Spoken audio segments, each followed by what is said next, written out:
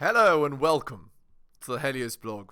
Whether you're chilling on your couch or in your coffin, don't forget to tune in to us to keep you company. Today, we have Jordan Peterson talking about why you shouldn't chase women. Let's get into it. The reason she's alone is because she's difficult. Women are not accepting the bare minimum. Women fuck men they respect. All the women who say things like, I'm strong, independent, I don't need no man, like, y'all impress me. Women just gaslight each other and say what they want to hear.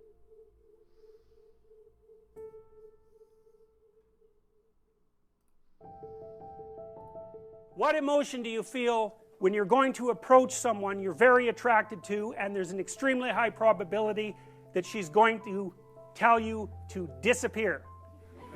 Right, exactly, absolutely, because it's a real judgment, right? We're going to see a movie called Crumb where you'll see this in great detail. But it's a real judgment. It's like the best judgment is, well, I don't mind your physical presence, but your genes should definitely not survive another generation. Right, and that's sort of generally translated into, I think we should just be friends. Yup, that's right, that's right. Right, you know, and you can blow that off, and people do, and you have to, because it's part of being polite and civilized, but you know, let's make no mistake about it. There is no more fundamental judgment than that. Yep. So, paralysis. And there's no shortage of men, I mean, who are absolutely terrified of women. I mean, I've had many of them in my practice. You know, I had one guy, he was so terrified of women, he couldn't even talk to them on the phone. It's more common than you think. Yeah, and why would that be so common? Well, it's common because if you think you might fail, then some people don't even want to try because they don't want to face the reality that they are a failure, right? Because to face that reality means to acknowledge you're a failure. And then what? Well, then you have to work like a animal to make sure you're not a failure anymore.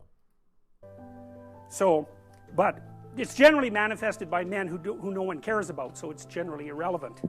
So, Indeed. Well, it's the case. It really is the case. I'm not kidding. They're low status men.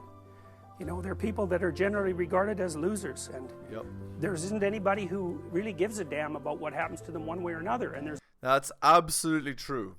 Most men are losers to women. And so, because they're losers, they're invisible. There are men out there right now in 2023 that have been rejected by every single girl that they've talked to their entire life. They are invisible. And so men, in order to be not invisible, you have to know you have to be physically fit, you have to be strong, you have to be confident, you have to have something, you have to bring value, you have to have frame, you have to be unafraid of failure, you have to take risks. It's really not that easy to do. There's a lot more men in that category than there are women. Women are in all sorts of, you know, social categories that cause them misery and distress, but that one seems to be predominantly male. One of the things I'm going to do when we talk about Freud is I'm going to show you this movie Crumb, which I just told you about, and it's a very rare thing because it shows you the world from the perspective of very intelligent male losers, and that's just not a perspective you ever see because it's the winners that tell the stories about their life. It's like, who the hell cares about the life of a loser? But this movie is about a loser who became a winner, and you know, almost as an act of revenge. And it's great. It's great examination of the Oedipal complex. Remarkable. Women select men. Oedipal complex. So, you know, marrying your mom and killing your dad is the Oedipus complex. And that makes them nature, because nature is what selects. And so, you know, you can say, well, it's only symbolic that women are nature. It's like, no, it's not just symbolic. It's not just symbolic. You know, and the woman, in some sense, is the gatekeeper to is the gatekeeper to reproductive success. And you can't get more like nature than that. Exactly right. In fact, it's the very definition of nature. So, as I said, there are lots of reasons why these symbolic representations are set up the way they are. All right, so that's the great mother, nature. The queen, the matrix. The matrix is something from which all things form. Same root word as matter, mother, all the same root word. The matriarch, the container, the cornucopia, the object to be fertilized, the source of all things, the fecund, the pregnant. There are more parts of the associational network. The strange, the emotional, the foreigner, the place of return and rest, the deep, the valley, the cleft, the cave, hell, death, and the grave, the moon, ruler of the night, and the mysterious dark. He's just free associating things that have been traditionally associated with the feminine. And matter in the earth. So those aren't necessarily associated with femininity, but they're typically associated Indeed. with femininity from a symbolic perspective. Yeah, that's right. You know, so like generally, like a witch in a movie doesn't come riding out of the full bright sun at noon, right? That just doesn't happen because it doesn't make sense. It's a dark thing. And so if you saw that occurring in the light in a movie, you'd think, you know, what the hell's going on here? That doesn't make sense. And the reason it doesn't make sense is because it violates the complex, the symbolic complex. So those are female denizens of the underworld and hell. Very pleasant creatures. It's Indeed. like Medusa with the head of snakes, you know. And if you ask, you know, why would a woman have a head of snakes? Well, this one is obvious. Because while women hold reproductive success, they also have they also contain the potential for great danger, right? For death and destruction. And it's not a coincidence that the snakes come out of the head, because for girls it's not their physicality that's a danger to you, right? It's their mind, right? It's their head. If she's crazy, you don't want to deal with her. That's Medusa right there. It's the crazy girl you don't want to deal with, but she's hot though. You see? Reference to a man, and that's really simple. I bet there are men here who know the answer to that. Indeed. I don't know what you guys think about this, but I was pretty happy when I thought this up, and it took me a long time. So, if you think about the world in Darwinian terms, right, it's a struggle for survival and reproduction, which are basically Indeed. the same thing. Yep. Survival is you, but reproduction is the survival of your genes. So it's a survival issue over very long spans of time. Okay, what do we call the selection mechanism? Right, natural selection, right? It's Indeed. nature who does the selection. Okay, so let me tell you something that makes female humans different than female chimps. I mean, there's lots of things that do, but... but here's an important one. If you look at which male in a chimp troop fathers most of the offspring, it's the dominant male. That's right. But the reason for that isn't because the female chimps sort of flock around the dominant male. Now that happens in other species, but it doesn't happen with chimps. What happens is the dominant male chases all the subordinate males away and will interfere with any sexual behavior they manifest. He'll chase them away. The females, though, are perfectly happy to mate with a subordinate male if they're in heat and they get the opportunity. So they go into heat, which is something that doesn't happen with female humans, and they really don't care who they mate with. Okay, female humans are much different than that. They're picky. Yeah, female humans, exactly. They're picky. So, it's the Pareto principle, right? 20% of the men get 80% of the female attention. And the 20% that those men don't get, you wouldn't want anyway, right? So, the principle I always tell people is it's time better spent improving yourself versus chasing girls. Because when you improve yourself, then you don't need to chase girls. They will signal to you that they're available, right? So the time investment should be into yourself and not into girls, because they will make it, basically they'll make it easy for you once you've reached a certain level of attainment, right? So they're choosy. It's a big deal. It's a big deal that they're choosy. Women also seem to evaluate men for their fitness. Now, so lots of men have no sexual partners and they have no children. That's not the case with women. Almost all women have one child or more. And it's a rare woman indeed who cannot find a sexual partner. Some of you undoubtedly have already experienced what it's like to be possessed by a particularly stupid idea. You know, so maybe you've grown out of one or two of the stupid ideas that possessed you, or maybe you're possessed by an attraction to someone you can't control, or you can't control your eating behavior, or you're a pushover when it comes to interpersonal interactions because you're too agreeable, or you fly off the handle and fight, and you know, none of this is really under your control. And so all of those things that manifest themselves not only in your behaviors but in your perceptions themselves, you know, they tend to take on embodied form and use you as the vehicle for their activity. So, you know, when you're thinking about something like anger, for example, think about how it works, because it's quite peculiar. What must someone generally do? How must someone generally act if you're going to be angry at them? They have to be irritating, right? You know, they have to provoke you in some way. Well, the mere fact that you perceive what they're doing as irritating or provoking doesn't ensure that anyone else would have thought about it as irritating or provoking, or that that's what they meant, or that that's what's happening. And my point is, it's very important to think about these complexes of ideas as subpersonalities, because otherwise you really don't get what they're like. If you're angry, if you have a proclivity towards anger, especially if it's an unthinking proclivity, anything that someone says might irritate you. And it isn't like they say something and you think about it and then you get irritated. It's like you perceive the person as irritating. You know, maybe it's just the way they hold their mouth or something. It can be very, very subtle. And you might say, well, it's not me, it's you. It's not that I'm irritated by you. It's that you're irritating. And that, you know, that's a very difficult thing to settle, because... Yeah, so the idea is that that would be a deflection of responsibility, right? The reality is somewhere between the subjective and the objective, right? A lot of arguments that you'll have with people throughout your life are about exactly that. Are you irritating or am I oversensitive? It's like, well, you know, we're going to hash that out for a good long time before we figure it out.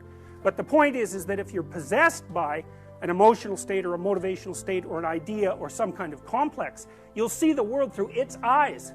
And then the facts reveal themselves to you through the lens of that particular set of ideas.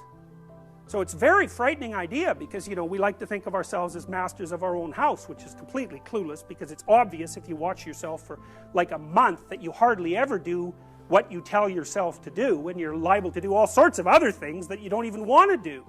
You know, because you say, well, I'm going to go to the gym 3 times a week, and I'm not going to drink, you know, and maybe there's this person I'm not going to associate with, and then, you know, you don't go to the gym, and you find that person and you go out and drink with them, and you think, what the hell's going on, you know?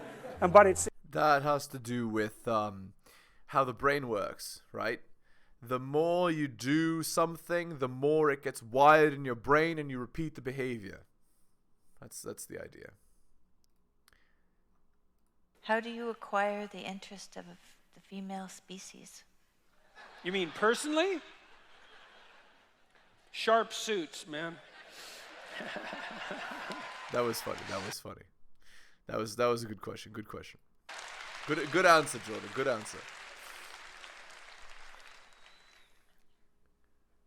Well, you know, little hygiene is not such a bad thing. It's true. As a start, decent haircut, you know, certain amount of cleanliness. That's a good thing. What's rule 1 in the first book? Stand up straight with your shoulders back. That's good. Yeah, that's right. Yep. To do. You know, what do women look for? A winner. Competitiveness. A man that's stronger and better than other men. Depends on the wisdom of the woman, obviously. But, well, it does, because, you know, narcissists can fool naive women. That's why narcissists propagate, by the way. And we know this because narcissistic psychopaths, young women are more likely to fall for narcissistic psychopaths. And the reason for that is they can't tell them from competent men, because narcissistic psychopaths imitate competence, and that's their niche. And so they have a confidence that isn't justified by their ability. But the women check out the confidence as a marker of ability, and the falsely confident can fool them. Yep, that's exactly what PUA is based off of, right? So, old school dating, you know, tips was pretend that you're something you're not, fool the girl's attraction triggers, and you'll get laid. And it does work. But the new age wisdom from the RP is don't do that. What you should do is just become that man. Get that money, get that strength, go to the gym, become that competitive man, and then you'll have that natural confidence that you get from being a winner. especially if they're young and naive. And so, well, so let's say you're not going to be a narcissistic psychopath, which is often what those like Manosphere dating sites teach you, is like, you know, wear an expensive watch and peacock a bit, and to peacock. Yeah, that's right. Exactly. You see? But again, that was the story from 20 years ago, right? Or 25 years ago, let's say. Is to wear something, some item of clothing that's, you know, a little bit out of the ordinary, something a little bit more colorful than might be generally the case, so that you look like you're confident enough to pull that off with panache. But mostly it's just training in a kind of deceptive narcissism. Right. Now, you know, a wallflower guy might benefit from some training in narcissistic psychopathy, you know, just to sort of balance them out a bit. It's true. So you can make some progress forward. That's why people like Andrew Tate are so popular. And I'm not saying that in an entirely dismissive manner, but there's a huge danger there. But generally what women want is something like confident, productive generosity. Sure. Confident, productive generosity coming from a man that's a winner, right? Coming from a man that's better than 80% of other men. That's about right. Fundamentally. And so, you know, if that's allied with physical attractiveness and a sense of humor and, you know, the sorts of features that a man would also look for in a woman, so much the better. But your basic bet, and my suspicions are the guy who answered this question is probably young. First of all, no one likes young men, so if women don't like you, it's like, well, that's par for the course. Yeah, exactly. Most men that are under the age of 21 are virgins. And that's because not a single girl on earth is attracted to them. The only girls that would be attracted are girls from, you know, from a different country that know that your family is going to be able to provide for their family, right? Because of the way that money works, right? Who likes young men? No one. Why? Well, they're basically troublesome and useless, and so that's Yep, why. That's right. That's right. No, it's true. It's true. Yeah. So cross-culturally, women like men who are about 4 years older than them. Yep. And the reason for that is, you know, women are more vulnerable on the sexual front, and they have. It's why you see, like, you know, in university, you see the girls that are 21 in university, they're dating a guy that's already graduated. The first years with the fourth years, right? That's why you see that. Have to make themselves even more vulnerable if they have children, especially when the children are infants. And so they're looking for guys who are competent enough to be able to take care of themselves, at least, and then have enough left over for a wife and a dependent child. And not exactly because the wife wants to be taken care of, because it isn't exactly like women want to be taken care of. It's more a reciprocal relationship. But if a woman has a dependent child, then both of them have to be taken care of, especially when the child's an infant. And so women tilt the scales toward assessment of men on the grounds of their competent generosity. And yeah, that's for long-term relationships. So this is so Jordan is talking about long-term relationships in marriage, right? But he's not talking about bedroom fun, which is what men are interested in, right? So women want to be in a relationship with a guy like this, but men aren't interested in that, at least to start. What they're interested in is bedroom fun. And what do women select for bedroom fun? Well, they select for a winner. Taller, stronger, fitter, faster, more confident, more friends, better friends, makes more money, all of that. So if you're better than a girl, she's going to be attracted to you. For a girl, respect is attraction. So the more competitive you are, the more attractive she'll be to you. And that's what leads to bedroom fun. Of course, you have to have a certain level of body as well. It doesn't need to be like, you know, supermodel, male model or anything like that. You just need to be not obese, basically, as a man. Or, you know, let's say low-end physically fit in addition to the rest of the stuff. But usually, especially when a man is young, the only way for him to be competitive is to be stronger than other men, because it's easier to be stronger than it is to financially outcompete other men. That takes a lot of training. And so that's why you see, the athletes being very successful. Okay, let's continue. The reason, and men might be annoyed about that, but I would say, well, if you were a woman, you'd do the same thing. And you know how I know that? It's because women are female humans. And so if you were a woman, you'd be just like a woman. It's true. Yep, it's absolutely true. If you were responsible for having a child, you carrying it, then you would be just as choosy as girls are. That's for sure. In fact, most men are not choosy enough, right? They just get with any girl that gives them attention, which is obviously terrible because some of these girls are horrible. So you don't want to get with them. It would be better to be alone. But anyway. So, because that's what a woman is, right? Yeah, so it's true. You can't blame women. It's like Yeah, exactly. Women are the world. You can't blame the world for being how it is. You have to become competitive in the world that you're given, right? Win there, buddy. If all women don't like you, it's you. Yeah, absolutely. Absolutely true. It just means you're not competitive, right? That's literally all it means. It doesn't mean anything else, right? It means women are choosing other men over you. So what you're missing, actually, if all girls find you unattractive, if you're invisible, what you're missing is what women want, which is a winner. You have to become some kind of winner. That's the idea. And that's so annoying. It's especially if you're young, because yep, that's right. most women aren't going to like you, and so Indeed. and it is you.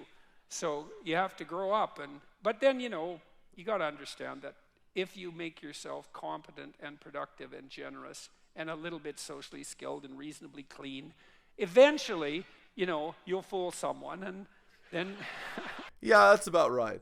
Yeah, exactly. That's about right.